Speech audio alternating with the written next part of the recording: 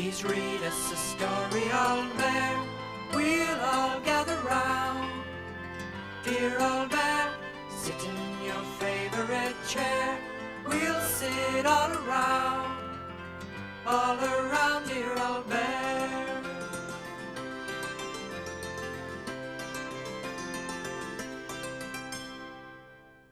The toys were resting after the excitement of Christmas. "Is it all over now?" asked Little Bear sadly. "Of course not," said Old Bear, coming into the room carrying a box. "Some of the fun is just beginning." "Oh, more presents?" said Little Bear, jumping to his feet. "Well, not exactly," said Old Bear. He handed parcels to everyone. "These are to remind us of some of the fun we've had together," he said. Bramwell examined his package. Thank you, Old Bear," he said thoughtfully. "Well, go on, Bramwell. Open it," said Little Bear. Bramwell tore off the paper and held up a lovely woolly jumper. "Now, when did we all need our jumpers?" asked Old Bear. "It reminds me of the time we put on our warmest things for a rather unusual picnic," said Rabbit. "That's right," said Old Bear. "Our winter picnic." One cold morning, Old Bear was sitting in his chair, looking out of the window. Spring had not quite arrived. There were no leaves on the trees or eggs in the nests, and all the other toys were sitting round in the playroom, wondering what to do. "Let's go for a picnic," said Old Bear suddenly. "A picnic?" said Duck. "But it's so cold." "Then we'll take some warm food and jumpers and blankets," said Old Bear. "It's a perfect day for a picnic." "Why is it perfect?" asked Bramwell Brown, looking at the trees blowing in the wind outside. "Because nobody else will be having a picnic," said Old Bear. "So we'll be able to choose the best picnic place and have it all to ourselves." "And nobody else will be using the picnic basket," said Little Bear. "Or the blanket," added Rabbit. "That's right," said Old Bear, getting to his feet. "Come on, everyone, let's get ready." In a little while, all the toys were in the kitchen helping to prepare the picnic. Old Bear had made a pile of toast, and Rabbit was helping him make sandwiches. "If we make all the sandwiches with hot toast," explained Old Bear, "it will make us all feel warmer." They made lots of other warm food too. Little Bear was wrapping up baked potatoes in a tea cloth, taking care not to burn his paws. Bramwell Brown had made a tray of little apple pies, and now he was helping Duck pack hot buns in a box. Old Bear had even filled a flask with warm soup. He tightened the top very firmly so it wouldn't spill. At last, all the food was wrapped up and ready to go in the basket. Bramwell counted out 5 cups and 5 plates, and Old Bear found a little jar of honey for an extra special treat. "Come on, Duck," said Rabbit. "You can help me find some blankets and some warm clothes." Little Bear and Bramwell followed them down from the table and went to fetch the picnic basket, leaving Old Bear to pile the food at the edge of the table. With a bit of a struggle, they managed to drag the picnic basket out of the cupboard and across the room. Old Bear handed down a hot water bottle to Bramwell. "Put that in the bottom of the basket," he said. "It will keep all the food nice and hot." Then, very carefully, the food was passed down and neatly packed in the basket. Just as they'd finished, Rabbit and Duck returned, laden with blankets and jumpers and hats and scarves. "Here are something for everybody," said Rabbit in a rather muffled voice. "These should help keep out the cold." Soon they were all gathered in the doorway, wrapped up snugly and ready to go. "I feel a bit silly," said Bramwell Brown, "but it's rather fun to be having the first picnic of the year." "Come on, everyone," said Rabbit. "I'm feeling hungry already." They marched out of the house, dragging the picnic basket along on a little 4-wheeled cart. There was just a hint of frost on the path that led to the garden gate. "Where are we going to have the picnic?" asked Little Bear as they reached the gate. Old Bear looked around. Then he pointed to the top of the little hill. "We should get a nice view from up there," he said. "Won't it be a bit windy?" said Duck rather gloomily. "And we'll have to walk all the way back, don't forget." But nobody was really listening. Before long, they were pulling and puffing their way up the hill.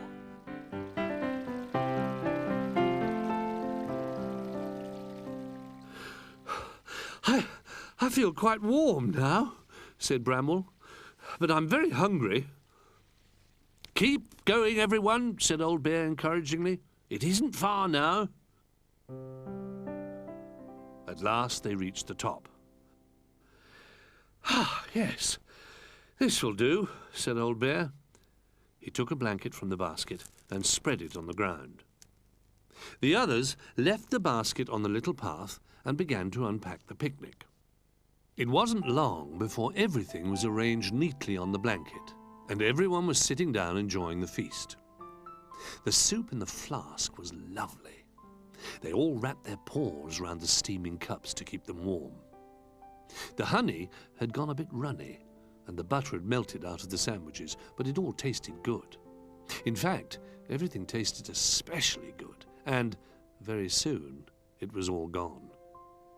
But when they'd finished, the toys began to shiver again.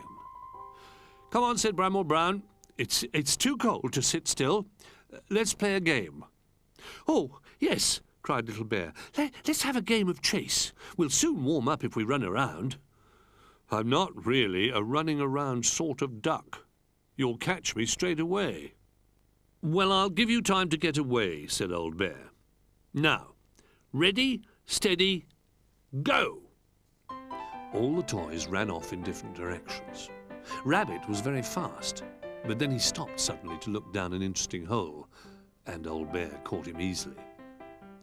It was Rabbit's turn next. He leapt after Little Bear and grabbed him by his trousers.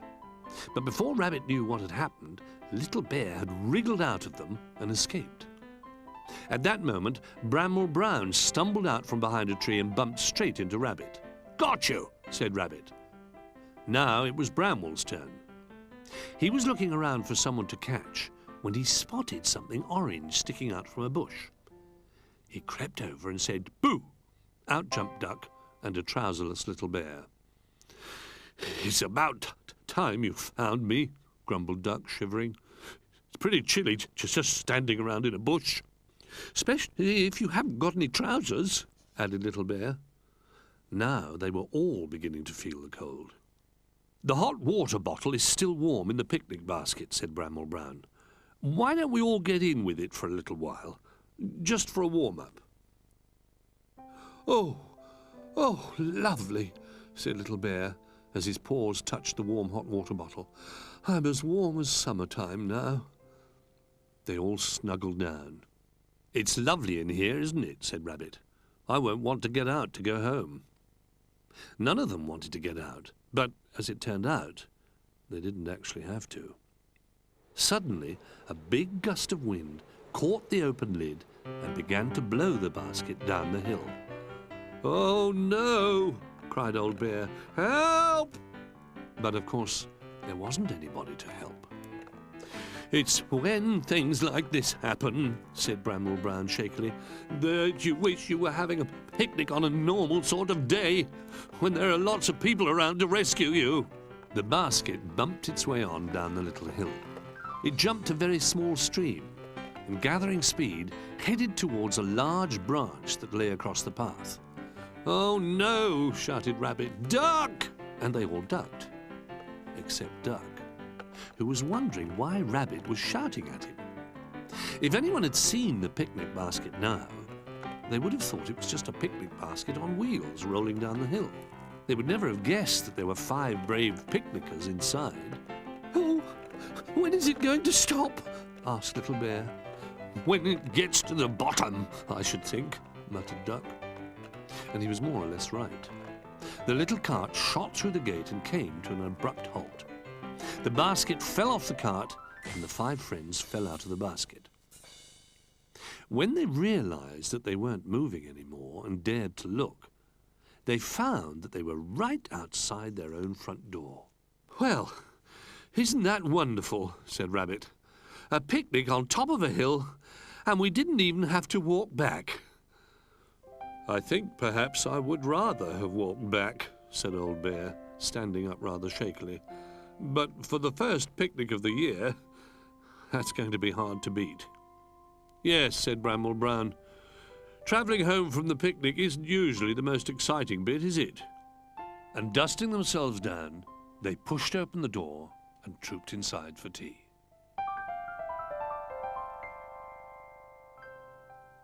"Oh, this is a lovely idea, Old Bear," squeaked Little Bear excitedly. "I can't wait to open my present. What's in yours, Jolly?" "Well, they look like decorations," he replied.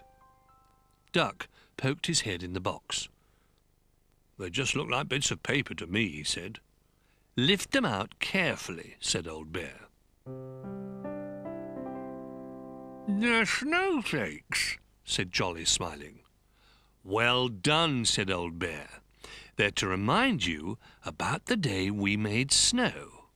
Jolly's snow." It was cold and grey outside. Jolly Tall had been gazing out of the window for days. "What are you waiting for?" asked Rabbit. "I'm waiting for it to snow," said Jolly. "It is winter, isn't it?" "It doesn't always snow in winter," said Rabbit. "In fact, it hardly ever does," said Duck gloomily. "I know where there's some snow," said Little Bear. "It must be left over from last winter. I'll get it for you." Without waiting to explain, Little Bear rushed off. In a moment, he was back again carrying a large glass bubble.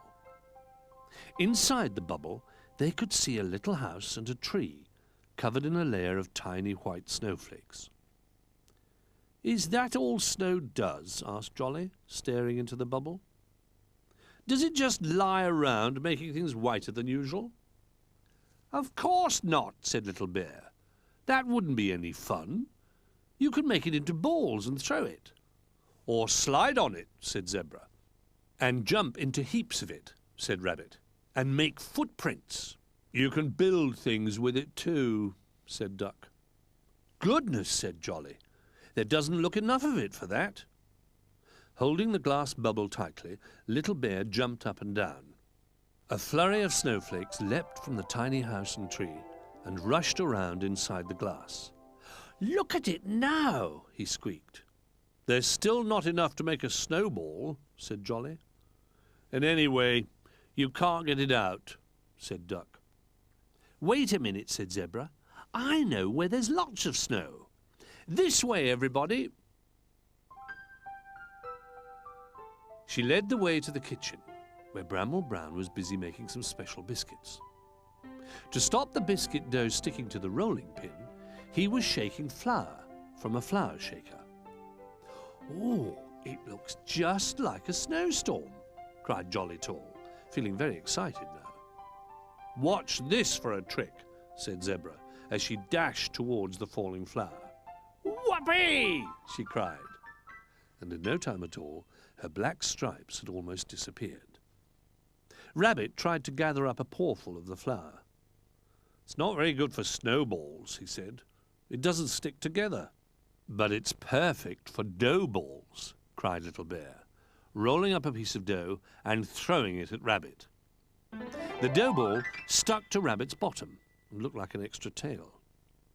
"This flour snow doesn't come off," said Zebra, jumping up and down, trying to shake herself clean. "I think you're going to need a bath, Zebra," said Bramwell. "We'll need a bar of soap and something to scrub you with." Rabbit and Little Bear went off to see what they could find. While they were gone, Bramble Brown carefully filled a dish with warm water. It was just big enough for Zebra to stand in. It wasn't long before all the toys were busy trying to clean Zebra. "It's still not coming off," she grumbled. It just gets stickier and stickier. Flour and water make a sort of glue, said Duck. You'll probably have to stay white forever. No, you won't, said Bramwell kindly. We'll get you clean. All the scrubbing and splashing made even more bubbles. Snow bubbles, cried Little Bear, popping them with his paws. Hurry up, Zebra. We want to use your bath as a snow machine. After lots of rubbing and scrubbing, Zebra's stripes at last reappeared. While the others wrapped her in a warm towel, Jolly Tall was peering into the bath. What have you done with all the bubbles? He asked. Bubbles never last, said Duck. And anyway, they would have made very sloppy snow. Why don't we go and see if Old Bear has any ideas? Old Bear was in the playroom, where he'd been busy cutting out paper decorations. He'd made paper stars, paper bells, and paper lanterns. He'd even made paper snowflakes. You can't really play with these, said Little Bear. No, you can't, said Old Bear. They're only meant for looking at. We want some snow for Jolly, said Rabbit. Snow you can play with. What about these? Said Old Bear, scattering a blizzard of paper pieces in the air. Lovely, said Rabbit. And nice and slippery too, said Little Bear, taking a run at a heap of them, and skidding along on his bottom. What we need is a sledge, said Rabbit, or Little Bear will wear out his trousers. He fetched a cardboard box, and Bramwell cut away the sides. Duck tied a string to the front, and they pulled it along to test it. Now, if we had a slope, said Rabbit, we could take it in turns to slide to the bottom. I don't think I could, said Jolly. I wouldn't fit in the sledge. Never mind, said Bramwell. You can help with the slope. He disappeared and came back pulling a large white sheet. He gave a corner to Jolly Tall. Now, said Bramwell, when the others climb on, lift up your end and they should slide all the way down. Rabbit and Little Bear pushed the sledge onto the sheet, and Little Bear climbed in. There's only room for two, said Rabbit. As soon as they were ready, Little Bear called out, 1, 2, 3, go! Jolly Tall and Bramwell lifted their end of the sheet. Suddenly, the toys found themselves sliding very fast to the other end. Look out! Cried Little Bear as the sledge whizzed off the sheet, across the room, and crashed into the wall on the other side. I think we need a softer landing, said Rabbit, fluffing up his flattened fur. He helped Little Bear to his feet. I've got an idea, said Little Bear. Let's pile a heap of cushions against the wall.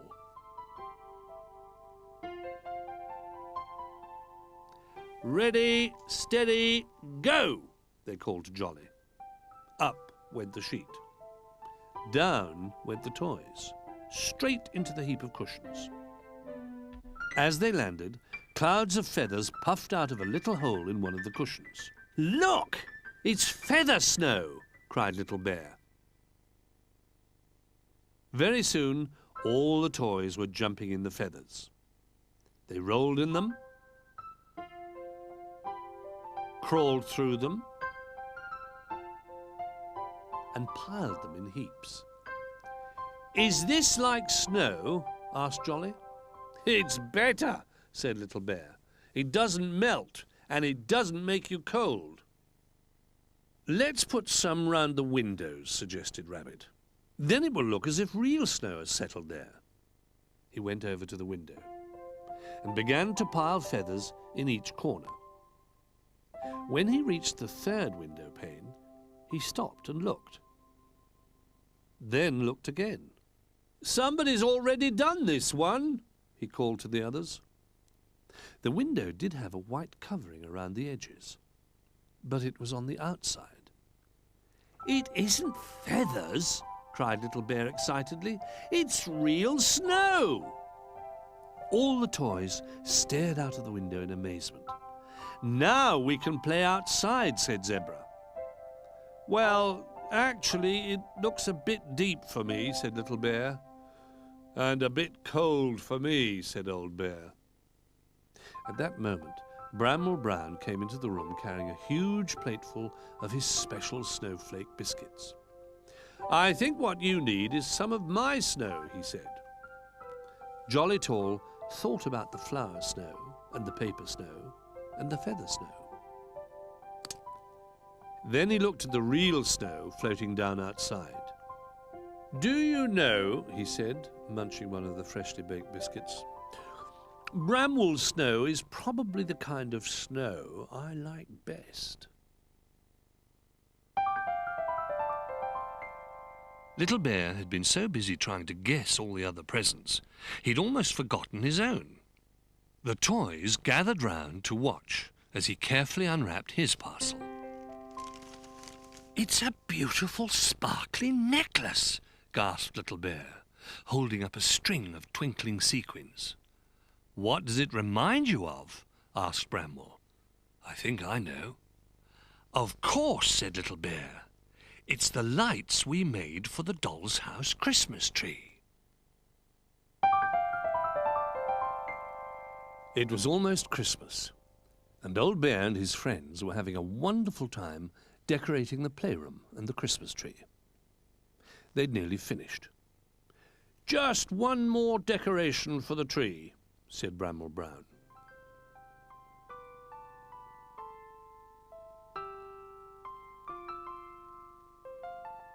"And one more piece of holly," said Old Bear, tucking a sprig behind a picture. "And one more strip for the paper chain," said Rabbit, licking his last piece of paper and managing to stick it to both his paws, and then to his tummy. "And finally, in its proper place, to join up the rest of the chain." Said Duck, who everyone had forgotten was still holding the other end of the paper chain in his beak. "You'd better drop it, Duck," said Bramble, as he helped Rabbit and Sailor to hoist the chain to the ceiling like a flag.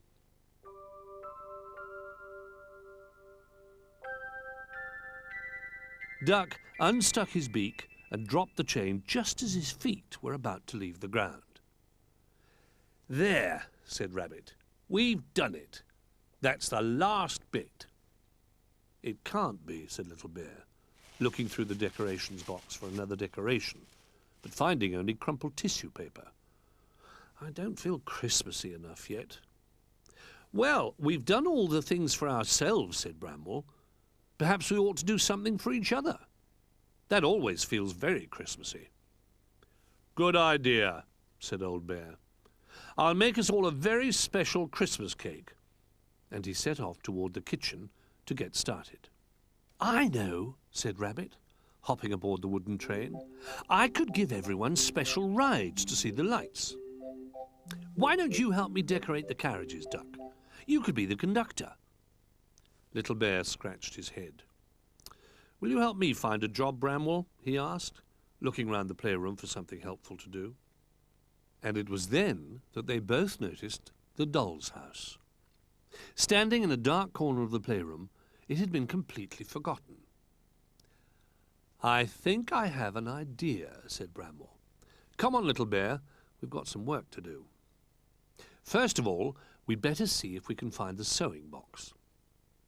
At last, after they had searched in all the usual places, Little Bear found it almost covered by a cushion on the sofa.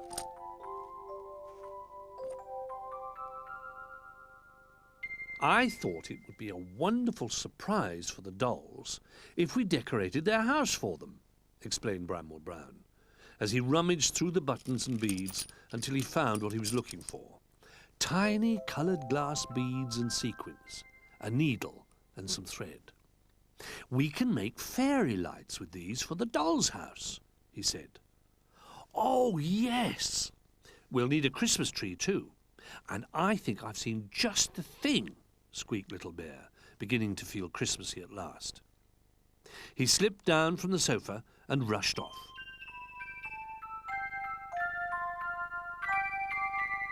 leaving Bramwell threading the tiny beads carefully onto a piece of green thread.